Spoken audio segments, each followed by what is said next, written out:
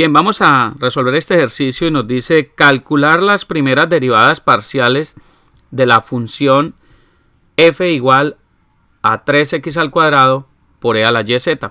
Como podemos notar, es una función multivariable que depende de x, de y y de z. Por lo tanto, lo que nos pide el ejercicio es encontrar la derivada parcial de la función f con respecto a x, la derivada parcial de la función f con respecto a y finalmente la derivada parcial de la función f con respecto a la variable z.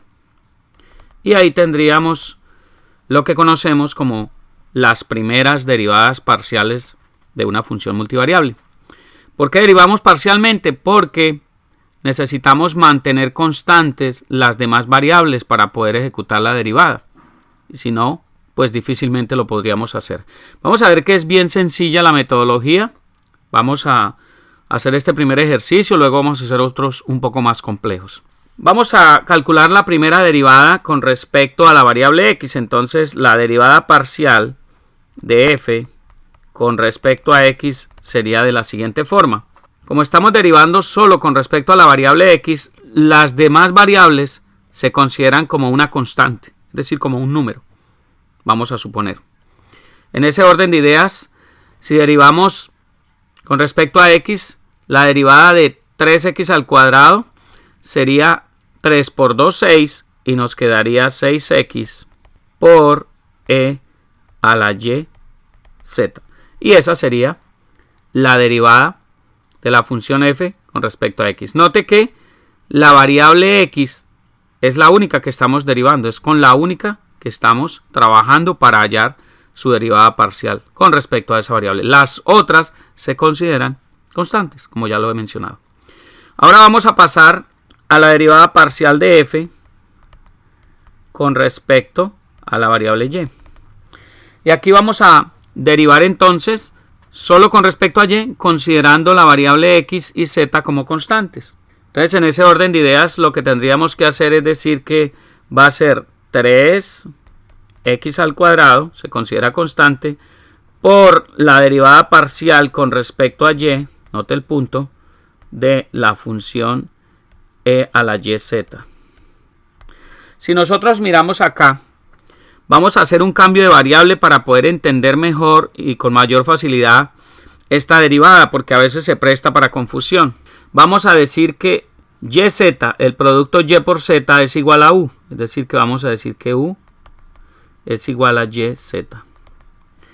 Es decir que si nosotros derivamos u, note el punto, si derivamos u con respecto a la variable y, que es la que estamos usando, ¿cómo nos quedaría esa derivada parcial? Nos quedaría z, porque la derivada de y es 1, ¿verdad? Mucho cuidado con eso. Entonces note que aquí la derivada parcial de f con respecto a y nos quedaría, si hacemos ese cambio de variable, 3x al cuadrado por la derivada parcial con respecto a y de e a la u, que en este caso u es y por z. Resolviendo eso nos quedaría que la derivada parcial de f con respecto a y va a ser igual a 3x al cuadrado. La derivada de e a la u es e a la u, entonces nos quedaría e a la u por la derivada parcial con respecto a y de el producto y por z.